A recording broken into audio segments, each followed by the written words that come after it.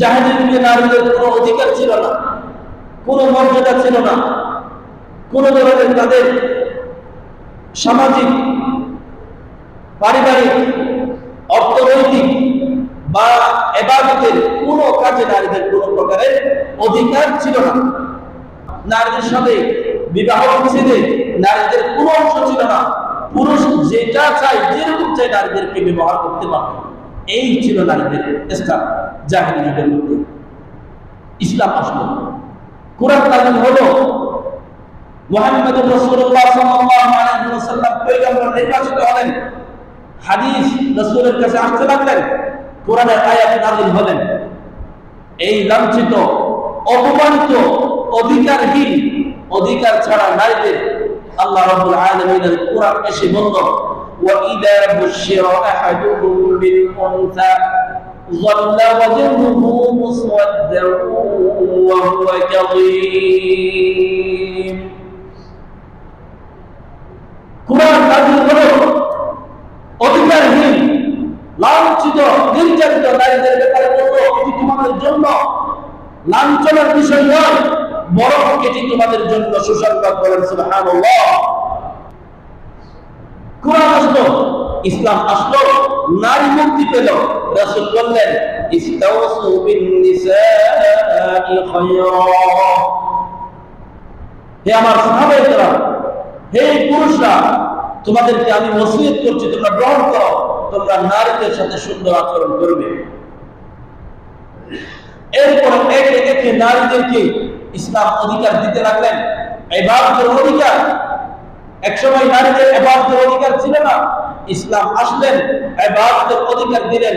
আল্লাহ কোরআনের মধ্যে বলছেন, মান আমিলা সালিহান মিন যাকারিন আও উনসা ওয়া হুয়া মুমিন ফালানুহইয়ান্নাহু হায়াতান তাইয়্যিবা।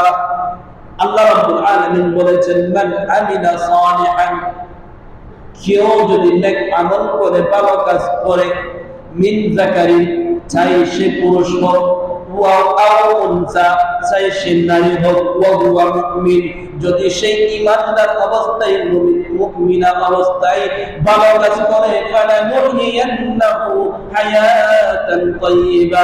আল্লাহ রাব্বুল আলামিন বললেন, আমি উভয়কে উত্তম জীবন দান করব। সুবহানাল্লাহ। আল্লাহ রাব্বুল আলামিন নারীদেরকে বাদ দেন নাই, নারীদেরকে নিয়ে কথা বলেছেন। ইসলামের আগে নারীদের সামাজিক অধিকার ছিল না, ইসলাম এসে নারীদেরকে সামাজিক অধিকার দিয়েছেন, নারীদের সমাজের অধিকার দিয়েছেন।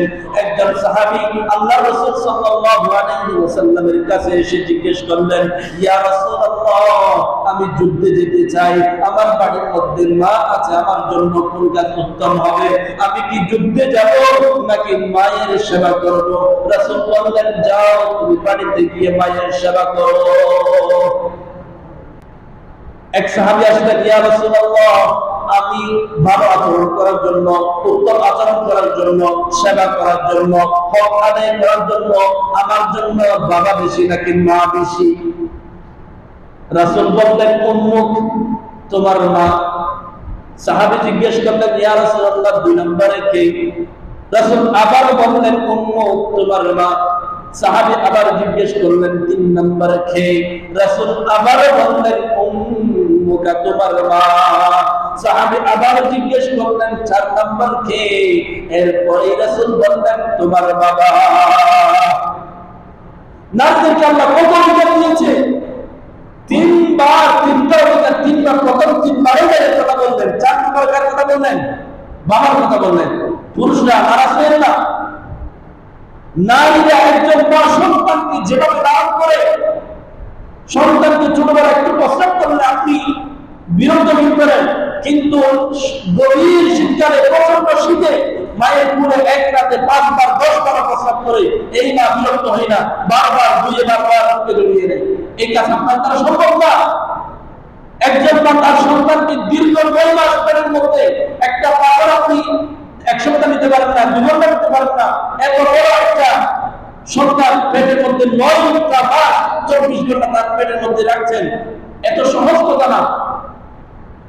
এরপরে সন্তান জন্মগ্রহণ করার পরে তাদের যে লালন পালন করা এটা একটা সহজ নাম।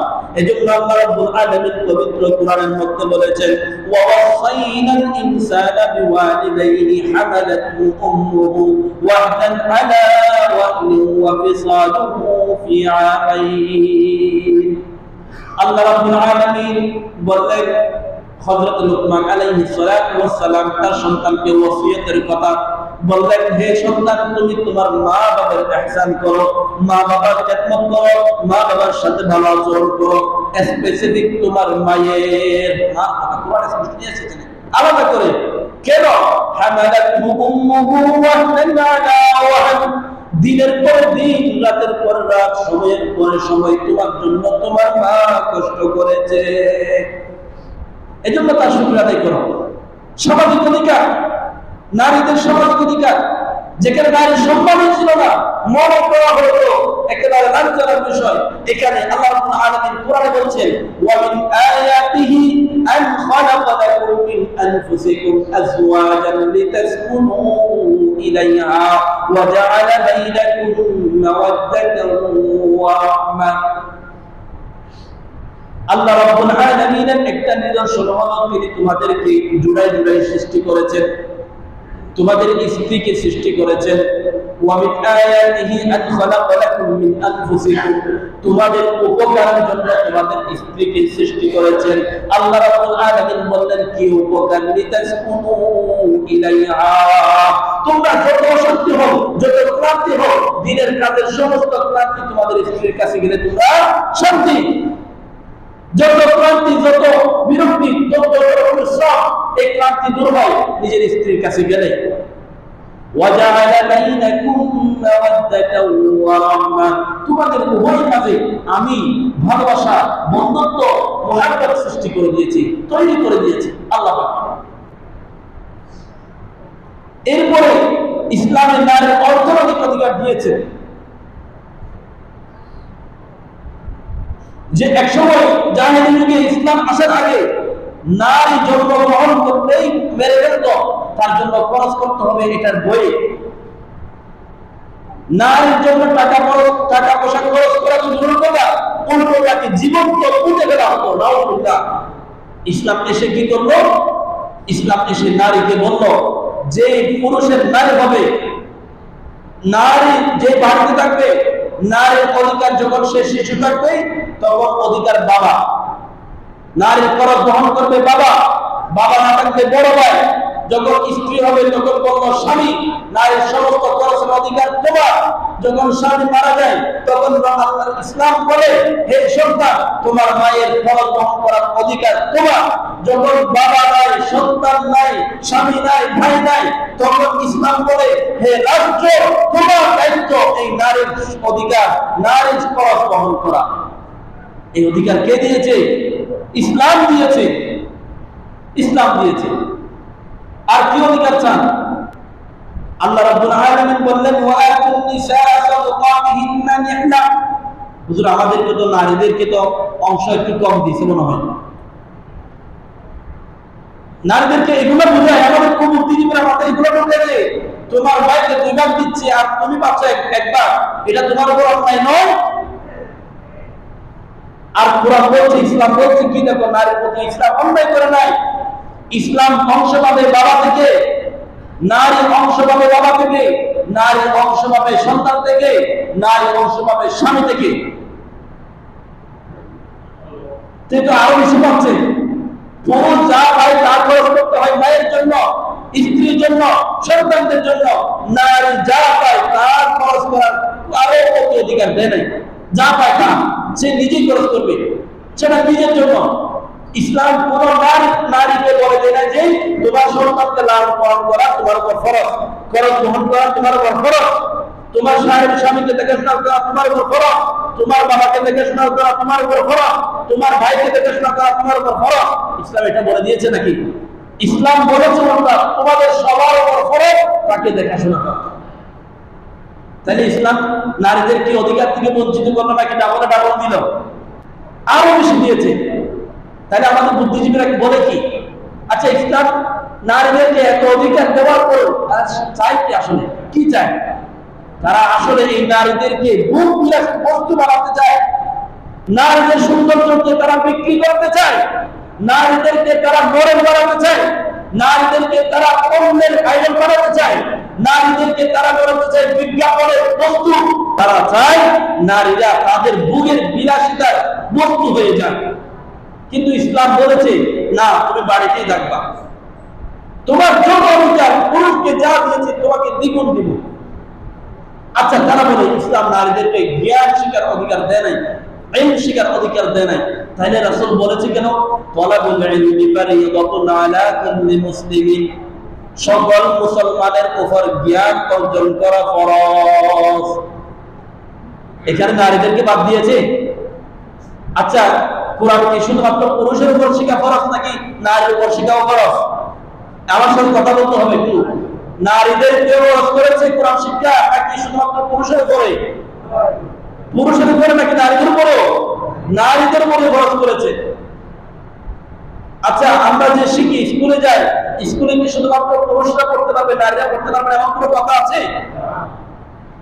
জ্ঞান পুরুষরাও শিখবে, নারীরাও শিখবে। ইঞ্জিনিয়ার পুরুষ হবে, নারীও পুরুষ, নারীও ইঞ্জিনিয়ার হবে। ডাক্তার পুরুষ হবে, নারীও ডাক্তার হবে। বিজ্ঞানী পুরুষ হবে, বিজ্ঞানী নারীও হবে। কিন্তু তুমি এই শিক্ষা শিখতে গিয়ে, ডাক্তার হতে গিয়ে, ইঞ্জিনিয়ার হতে গিয়ে, বিজ্ঞান হতে গিয়ে তোমাকে আমরা বিপদের মুখে ছেড়ে দিতে পারি? আমরা এখন নিষেধ করছি কেন? বর্তমান যুগে আমরা নারীদেরকে শিক্ষার নামে তাদেরকে অবৈধ কাজের মধ্যে লিপ্ত করতে নামাই, ঠিক কিনা? আমাদের স্কুল কলেজে আমরা যা দেখছি, নারীরা কি পড়তে যায় নাকি অন্য কিছু করতে যাচ্ছে? কলেজে আমরা যা দেখছি তা কি ইসলাম সমর্থন কিছু নাকি অন্য কিছু? ভার্সিটিতে যারা দেখছি আমরা, যা ফেসবুকে বা সোশ্যাল মিডিয়ার কল্যাণে আমরা যা দেখছি, তাকে আসলে শিক্ষা নাকি কুশিক্ষা? কুশিক্ষা।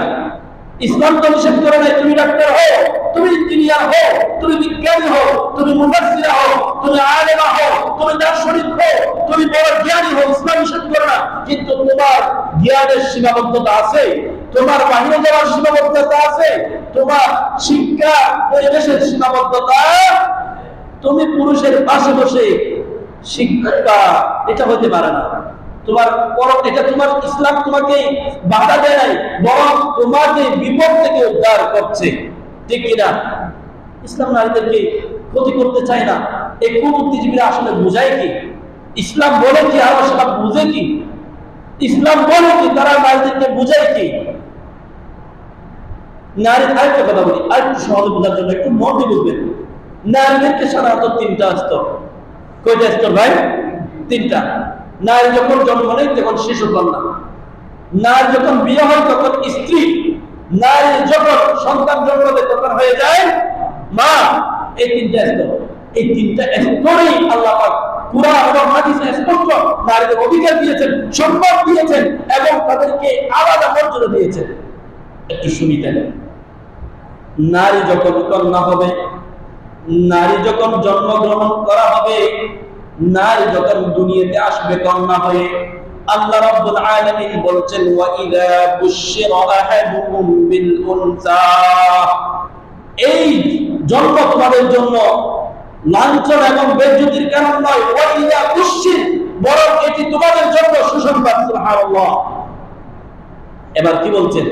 রাসূলের হাদিসের মধ্যে বলছেন, মান কানা লাহু সালাসু বানাত فأحسن صحبتهن واتقى الله فيهن فله الجنة, যে পুরুষের তিনটি নারী থাকবে, তিনটি কন্যা সন্তান থাকবে, অথবা বোন থাকবে, অথবা সন্তান কন্যা সন্তান থাকবে, তাদের লালন পালন করবে, তাদের ব্যাপারে আল্লাহকে ভয় করবে, ফালাহুল জান্নাহ, জান্নাত তার জন্য, তাকে আমি জান্নাত দান করব। একথা বলেছে যে তিনটা ছেলে সন্তান থাকলে আমি তাকে জান্নাত দান করব বলেছে? তিনটা ছেলে সন্তান লালন পালন করলে জান্নাত দান করব বলেছে? হাদিসে বলেছে তিনটা যদি কন্যা সন্তান থাকে, তাদের যদি সুন্দর লালন পালন করা হয়, যদি এক্ষেত্রে আল্লাহকে ভয় করে, এটা কিন্তু অনেক মারাত্মক কথা। আল্লাহকে ভয় পাওয়া মানে এই যে তাদেরকে রাস্তায় নামতে নিষেধ করা, বেপরদায় যেতে নিষেধ করে দেওয়া, নিজের কন্যা সন্তানকে বেপরদায় স্কুল কলেজে পাঠানো, তাদের ভয়ঙ্কর পরিবেশে, তাদের বিপদ পরিবেশে তাদেরকে বাইরে পাঠানো। আমরা যে পরিবেশে বর্তমান স্কুল কলেজে পাঠাচ্ছি, এটি কি আসলে তাদের জন্য নিরাপদ পরিবেশ? আমরা আমাদের কন্যাকে স্কুলে পড়াচ্ছি, কোন সময় সে পেটে নিয়ে কি একটা নিয়ে আসে আমাদের কারো জানা আছে? কলেজে পড়াচ্ছি, কোন সময় সে ঠিক কাজ করে আসে? বেগম মেয়ে পুরুষরা কিভাবে যে তাকে পড়ায়, তাকে তার খাওয়ার বস্তু বানিয়ে দিবে, এই মেয়ে কি বুঝবে? আমরা কি জানি? আমাদের পিতারা কি বুঝতে পারে এই জিনিসটা? আমরা বুঝি না কেন? আমরা আমাদের কন্যা সন্তানকে, আমাদের মেয়েকে, আমাদের স্ত্রীকে কেন সেই বিপজ্জনক জায়গার মধ্যে পাঠাচ্ছি? আগে আমাদেরকে জায়গাটাকে নিরাপদ করতে হবে, তারপরে শিক্ষা ব্যবস্থা। আমার কথা কি ভুল বুঝতেছেন? আমি মাপচাই বাজি যদি ভুল বুঝেন। আমাদের নারী সন্তানদের জন্য শিক্ষার নিরাপদ পরিবেশ গড়ে তুলুন, তারপরে শিক্ষা ব্যবস্থা কারিকুলাম গড়ে তুলুন, নিরাপদ পরিবেশ গড়ে তুলুন, তারপরে আমিও যাব, আমার মেয়ে যাবে, আমার স্ত্রীও যাবে, আমার মাও যাবে, সমস্যা নাই। তারা জ্ঞানী হোক, তারা ইঞ্জিনিয়ার হোক, তারা বিজ্ঞানী হোক, তারা ডাক্তার হোক, কোনো সমস্যা। বরং আরো নারীদের জন্য উপকার। সাহাবায়ে কেরামের যুগে নারীরা জ্ঞান শিখেছে। হযরত আয়েশা রাদিয়াল্লাহু তাআলা আনহা নারীদের মধ্যে শ্রেষ্ঠ জ্ঞান মহিলা ছিলেন, এবং তিনি রাসূলের হাদিস মুখস্থ করার ক্ষেত্রে তিনি সমস্ত সাহাবায়ে কেরামদের মধ্যে 2 নম্বরে। তাহলে তিনি কি আল্লাহ রাসূলের স্ত্রী হয়ে কত বড় জ্ঞানী ছিল? তাহলে আমাদের মধ্যে সমস্যা একটাই, নিরাপদ পরিবেশ নাই। আচ্ছা, যেটা বলতে চাইছিলাম, আমাদের নারী সন্তান যখন কন্যা হয়, প্রথম স্তর, এই কন্যার মধ্যে আরো কি উপকার? আল্লাহ রাসূল বলেছেন, যদি কোন পুরুষ নারী জন্মগ্রহণ করার পরে তাদের দায়িত্ব ভার বহন করে, তাদের খরচ বহন করে, তাদেরকে আল্লাহকে ভয় করে তাদের খরচ বহন করে, কাহাতাইনি ফিল জান্নাহ, আমি এবং সে ব্যক্তি জান্নাতের মধ্যে পাশাপাশি থাকবে। সুবহানাল্লাহ! এটা কত বড় সৌভাগ্য!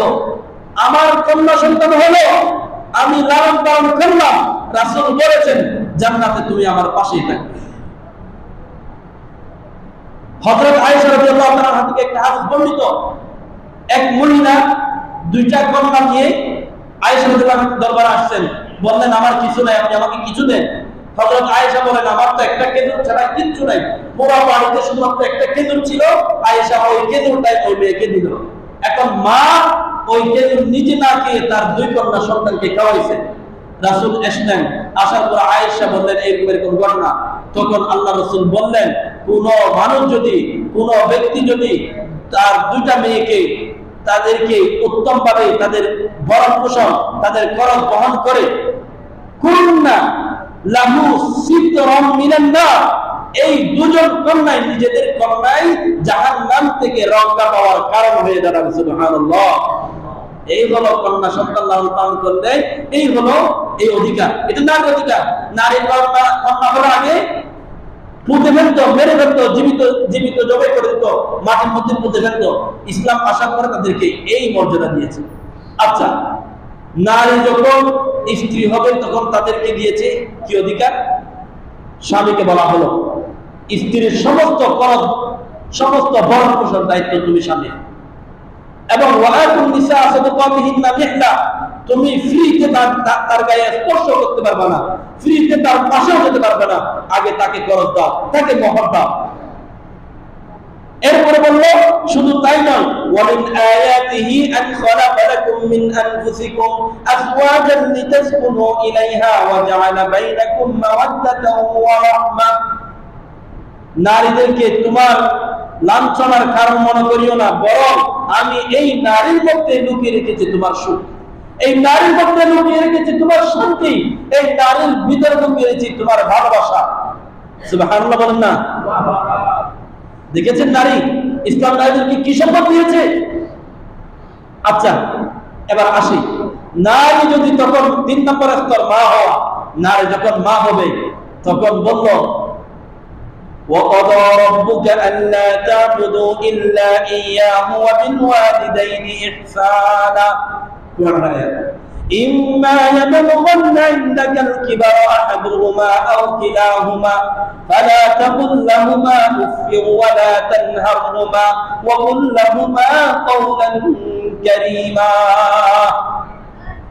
আল্লাহ রাব্বুল আলামিন একটু সময় 4-5 মিনিট বেশি করে সমস্যা আছে আপনাদের সমস্যা হবে আল্লাহ রাব্বুল আলামিন বললেন ওয়া ক্বাদা রাব্বুকা আল্লা তা'বুদু ইল্লা ইয়্যাহু ওয়া বিল ওয়ালিদাইনি ইহসানা হে আমার বান্দারা তোমাদের উপর আমার ইবাদত ফরজ করে দিয়েছি তেমনি ভাবে তোমাদের উপর ফরজ করে দিয়েছি তোমার বাবা মায়ের সেবা যত্ন করা তাদের পালন পোষণের দায়িত্ব নেওয়া তাদের সাথে সুন্দর আচরণ করা গালাগালি না করা মাতার মেজাজ গরম করে তাদের সাথে কথা বলা যাবে إما يبلغن عندك الكبر أحدهما أو كلاهما বৃদ্ধা বয়স যখন চলে আসবে যখন তুমি বড় হবে তোমার বাবা অথবা মা অথবা দুজন তোমার কাছে আশ্রয় নেবে কোরআনের কথা إما يبلغن عندك الكبر أحدهما أو كلاهما فلا تقل لهما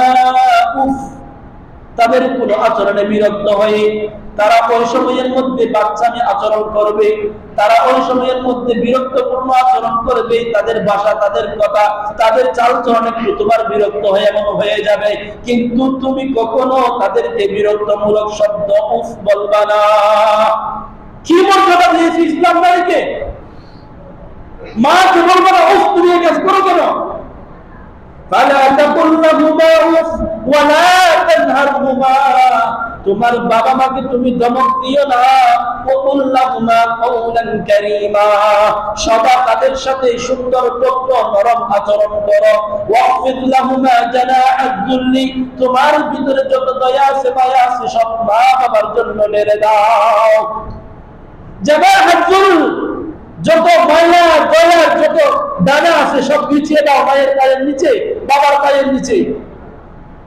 মিনার রাহমা ওয়া কুর রাব্বিরহামহুমা কামা রাব্বায়ানি সগীরা সুবহানাল্লাহ বলেন রাব্বিরহামহুমা কামা রাব্বায়ানি সগীরা তোমার দয়ার দানা তাদের পায়ের নিচে ঢেলে দিবে এবং সদা তাদের জন্য দোয়া করবে আল্লাহ তারা ছোটবেলা আমাদেরকে যেভাবে দয়া মায়া করেছেন আপনিও তাদের প্রতি এভাবে দয়া মায়া করেন সুবহানাল্লাহ এই আয়াতে এই দোয়ার মধ্যে আল্লাহ পাক একটি কথা স্মরণ করে দিচ্ছেন একবার চিন্তা করে দেখো তোমার মায়ের পেটে যখন তুমি ছিলে তখন তোমার মায়ের অবস্থা কেমন ছিল তুমি যখন বাচ্চা ছিলে তুমি তোমার মায়ের সাথে কি রকম জানাইছো বিরক্ত করেছো কিন্তু তোমার মা তোমাকে একবারও বিরক্ত করে তোমাকে ফেলে দেয় নাই তোমাকে গালি দেয় নাই তোমাকে মেরে বের করে দেয় নাই আজকে তোমার সাথে একটু বিরক্ত করে আচরণ করলে তোমার মাকে তুমি দিচ্ছ বের করে দিচ্ছ পরের বাড়িতে পাঠিয়ে দিচ্ছ বাইরের বাড়িতে পাঠিয়ে দিচ্ছ বোনের বাড়িতে পাঠিয়ে দিচ্ছ সর্বশেষ বৃদ্ধাশ্রমে পাঠিয়ে দিচ্ছ ঠিক কিনা এই রব্বিরহামহুমা কামা রাব্বায়ানি সগীরা দোয়া মানে হলো এই যে তুমি তোমার মায়ের সাথে যেভাবে করছো চাইলে তোমার মাও তোমার বাবাও তোমার সাথে এরকম করতে পারতো কিনা তখন তোমার কোনো শক্তি ছিল না কোনো বল ছিল না তোমাকে নাতিমের বের করে দিলে তুমি যাইতা কোথায় তোমার কাজ করার শক্তি নাই কথা বলার শক্তি নাই হাঁটার শক্তি নাই মাথার শক্তি নাই সাহায্য চাওয়ার শক্তি নাই যাইতা কোথায় তুমি কিন্তু চিন্তা করে দেখো তোমার বাবা মা তোমার প্রতি কত রহম কত দয়া করেছেন সুবহানাল্লাহ ওয়াসাইনাল ইনসানা বিওয়ালিদাইনি ইহসানা আল্লাহ কোরআনে বারবার জায়গায় জায়গায় বলেছেন বাবা মার প্রতি সুন্দর আচরণ করবে সদা আচরণ করবে রিদার রাব্বি ফি রিদাল ওয়ালিদাইন হাদিসের মধ্যে বলেছেন যদি আল্লাহকে রাজি রাখতে চাও তোমার বাবা মাকে রাজি রাখো সুবহানাল্লাহ যদি বাবা মাকে রাজি থাকে বাবা মা সন্তুষ্ট তো কে সন্তুষ্ট তোমার রব সন্তুষ্ট ওয়াসুফতির রাব্বি ফি সুফতিল ওয়ালিদাইন বাবা মা সন্তুষ্ট তো কে সন্তুষ্ট আল্লাহ পাকও সন্তুষ্ট এই হাদিসের ভাষা এই মাকে এই নারীকে আল্লাহ কত মর্যাদা দিয়েছেন যেই নারীকে ইসলামের আগে মনে করা হতো লাঞ্ছনার বিষয় বেজ্জতির বিষয় কোনো অধিকার, সামাজিক অধিকার, অর্থনৈতিক অধিকার, শিক্ষার অধিকার, সামাজিক অধিকার, পরিবেশের অধিকার, কোনো অধিকার তাদের ছিল না। ইসলাম আসলো, তাদেরকে সমস্ত অধিকার দিল, তাদেরকে মুক্ত করলো। এরপরও আমাদের সমাজের, আমাদের দেশের বিশ্ব বুদ্ধিজীবীরা বলে নারীদেরকে ইসলাম কোনো মর্যাদা দেয়নি, ঠিক কিনা? আসলে কি দিয়েছে নাকি দেয়নি? দিয়েছে কি দেয়নি? তারা বলছে কেন নারীদেরকে রাস্তায় নামিয়ে তারা বুক করার জন্য, ঠিক কিনা? আমাদের নারীদেরকে, আমাদের কন্যাকে, আমাদের স্ত্রীকে, আমাদের মাকে তারা বিজ্ঞাপনের পণ্য বানাতে চায়, ঠিক কিনা? আমরা কি এই কাজ করতে দিব? আসলে কি ইসলাম নারীদেরকে অধিকার দিয়েছে কি দিই নাই? আমরা আমাদের নারীদেরকে, এই যে নারী, এখন কথা তো লম্বা হয়ে যাচ্ছে, 1 মিনিট এটা হবে। ইসলামের আগে নারীদেরকে জীবন্ত পুঁতে ফেলা হতো। বর্তমান যুগে আমাদের কিছু অমানুষ আছে, এরা ইনসান না, এরা মানুষ না, মানুষ থেকে, জন্তু থেকে আরো নিকৃষ্ট। তারা বর্তমান নারী জন্মগ্রহণ করার আগেই মেরে ফেলে, নাউজুবিল্লাহ। বিজ্ঞানের কল্যাণে যখন জানতে পারে তার সন্তান নারী হবে, তখন দুনিয়ায় আসার আগেই কি করে ফেলে? মেরে ফেলে। ঠিক আমি কি ভুল বলছি ভাই? বর্তমান বিজ্ঞানের কল্যাণে যখন জানতে পারে নারী আসতেছে, তখন আসার আগে কি করে ফেলে? মেরে ফেলে। ওই আগে তো আসার পরে মারত, এখন আরো এক ধাপে গিয়ে। তাহলে আমরা কি জাহেলি যুগে আছি নাকি আরো মারাত্মক জাহেলি যুগে আছি? মারাত্মক। এজন্য নারীদের যে সম্মান ইসলাম দিয়েছে, একজন নারীকে লালন পালন করলে বলছে জান্নাতে আমার সাথে থাকবে, এই সৌভাগ্য হয় কার? এই জন্য আমার যদি সন্তান হয়, আমি সবসময় দোয়া করি আগে আমার সন্তান নারী হোক, আমার সন্তান আগে নারী হোক। এই সুসংবাদ, এই ভাগ্য আর কে দিতে পারে? জান্নাতের রাসূলের পাশে থাকবো। আমরা কি নারীদের খুশি না বেরাস? খুশি না নারাজ? নারীকে গ্রহণ করবো নাকি ফেলে দিব? নারীদেরকে আগলে রাখবো নাকি ফেলে দিব? নারীদেরকে সম্মান করবো নাকি ফেলে দিব? রাসূল কখনো নারীর গায়ে হাত দেয় নাই। রাসূল নারীর সাথে খেলতেন, রাসূল নারীর সাথে নিজের স্ত্রীর সাথে তামাশা করতেন, রাসূল নিজের স্ত্রীর সাথে বিভিন্ন ধরনের গল্প গুজব করতেন, যে কাজে সহযোগিতা করতেন, কখনো তাদের গায়ে আঘাত দেয়নি। আমরাও এই শিক্ষা, রাসূল থেকে এই শিক্ষা নিতে পারবো কিনা? নিতে পারবো। অবশ্যই এই শিক্ষা নিয়ে আমরা আমাদের সাথে, আমাদের নারীদের সাথে, আমাদের স্ত্রীর সাথে, আমাদের মায়ের সাথে সুন্দর আচরণ করতে পারবো কিনা ইনশাআল্লাহ। আল্লাহ পাক আমাদের সকলকে আমল করার তৌফিক দান করুন, আমিন। ওয়া আখিরু দাওয়ানা আলহামদুলিল্লাহি রাব্বিল আলামিন। আসসালামু আলাইকুম ওয়া রাহমাতুল্লাহি ওয়া বারাকাতুহু। সামান্য কিছু সময় বৃদ্ধির জন্য ক্ষমা প্রার্থী।